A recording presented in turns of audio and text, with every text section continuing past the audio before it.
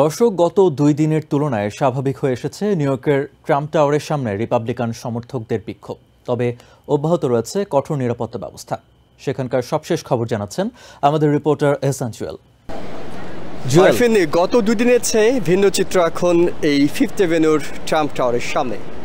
গত 2 দিনে এখানে শত শত মানুষ ভিড় করেছিলেন ট্রাম্প টাওয়ারের সামনে, বিশেষ করে যখনই পেনসিলভেনিয়াতে ট্রাম্পের র্যালিতে হামলার ঘটনাটি জানাজানি হয়েছিল।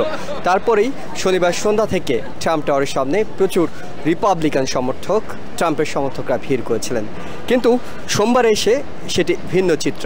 যদিও এখনও এনওয়াইপিডির যে ব্যারিকেডটি, অর্থাৎ রাস্তার দুই পাশে ব্যারিকেড দিয়ে ট্রাম্প সমর্থকদের নিয়ন্ত্রণ করার যে চেষ্টা, সেই ব্যারিকেডটি এখনও বহাল আছে।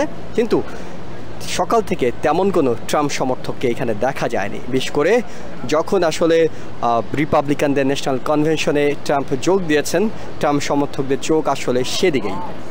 তাই খুব বেশি মানুষ অন্য 2 দিনের তুলনায় নেই। তবে নিরাপত্তা ব্যবস্থা সেটা আংশিক শিথিল হলেও এখনও আছে, অর্থাৎ এখনও এনওয়াইপিডির গাড়িগুলোকে দেখা যাচ্ছে। এনওয়াইপিডির সদস্যরা মোতায়েন আছেন, বিশেষ করে ট্রাম্প টাওয়ারের থেকে 56 স্ট্রিটের যে জায়গাটা, সেইখানে মানুষের চলাচল কিছুটা থাকলেও যান চলাচল নিয়ন্ত্রণ করা হচ্ছে। অর্থাৎ খুব বেশি যানবাহন ট্রাম্প টাওয়ারের মাঝখানে যে গলিটা, সেখানে যাইতে দেওয়া হচ্ছে না। তবে খুব বেশি মানুষ এখানে নেই। এখনও সিকিউরিটির যে বিষয়টি আমরা বলছিলাম, অর্থাৎ নিরাপত্তার যে বিষয়টি, গুরুত্বপূর্ণ স্থাপনার সময় নিরাপত্তার যে বিষয়টি, সেটি এখনও বহাল আছে। তবে ট্রাম্পের সমর্থকরা খুব বেশি ভিড় করছেন না। তারা এখন আসলে চোখ রাখছেন রিপাবলিকান ন্যাশনাল কনভেনশনের দিকে। স্বভাবতই আগামী 4 দিন ধরে সেটি চলবে। তাই সেইখানে আসলে ট্রাম্প কী বলেন, কী ধরনের নির্দেশনা দেন, বিশেষ করে এই ঘটনার পর ট্রাম্প এই প্রথমবারের মতো জনসমক্ষে কথা বলার সম্ভাবনা আছে।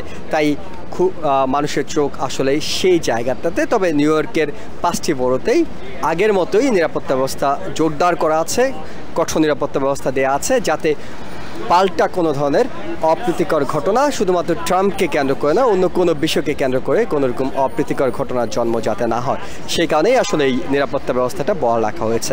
এখন পর্যন্ত আরফিন, এই ছিল আমার কাছে সবশেষ খবর। নিউ ইয়র্ক থেকে সম্প্রচারিত TVN 24 টেলিভিশন বিশ্বজুড়ে বাঙালির কণ্ঠস্বর।